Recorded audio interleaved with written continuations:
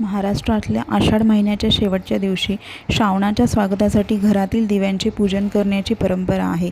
दीप म्हणजे काय तर ज्ञान, तेज, मंगलता, सकारात्मक ऊर्जेचे प्रतीक म्हणून दीप अमावस्या साजरी केली जाते.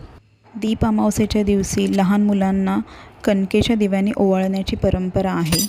देव तुला दीर्घायुष्य, उत्तम आरोग्य, बुद्धी, यश, समृद्धी आणि योग्य मार्गावर चालण्याची शक्ती देव, असे म्हणून मुलांना ओवाळायचं असतं. दिवशी सर्व दिवे स्वच्छ करून दिवे प्रज्वलित करणे, दिव्यांची कहाणी वाचायची. तुमची कहाणी 8 पाठ नगर होतं. तिथे एक राजा होता, त्याला एक सून होती. तिनं एके दिवशी घरातील पदार्थ स्वतः खाल्ला आणि उंबरावर आळा घातला.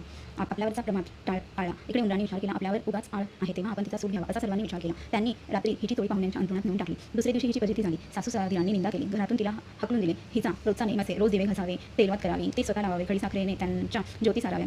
दिव्यांच्या अवसेच्या दिवशी त्यांना चांगला नैवेद्य दाखवावा. त्याचप्रमाणे ही घरातून निघाल्यावर ते बंद पडलं. पुढं ह्या अवसेच्या दिवशी राजा शिकारीहून येत होता. एका झाडाखाली मुक्कामास उतरला. तिथं त्याच्या दृष्टीस एक चमत्कार पडला. आपले सर्व गावातले दिवे अदृश्य रूप धारण करून झाडावर येऊन बसले आहेत. एकमेकांशी गोष्टी करत आहेत. कोणाची घरी जेवायला जाय आहे अशी पूजा मिळाली वगैरे चौकशी चालली आहे. सर्वांनी आपापल्या घरी घडलेली हकीकत सांगितली.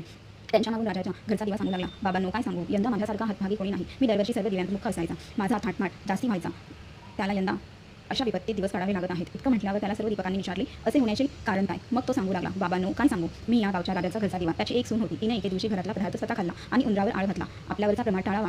इकडे उंदराने विचार केला, हा आपल्यावर उगाच आळ घातला आहे, तेव्हा आपण तिचा सूड घ्यावा, असा सर्वांनी विचार केला. रात्री तिची टोळी पाहुण्यांच्या अंतरुणात नेऊन टाकली. दुसऱ्या दिवशी तिची फजिती झाली. सासूवीरांनी निंदा केली, घरातून तिला हाकलून दिले. म्हणून मला हे दिवस आले.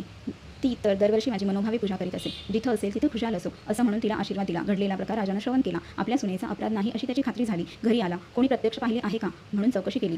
तिला मेना पाठवून घरी आणली. झाल्या गोष्टीची क्षमा मागितली. साऱ्या घरात मोखतारी दिली. ती सुखानं रामराज्य करू लागली. तर जसा तिला दीपक पावला आणि तिच्यावरचा आळ टळला, तसा तुमचा आमचा टळो ही 60 उत्तराची कहाणी 5 उत्तरी सुफल संपूर्ण.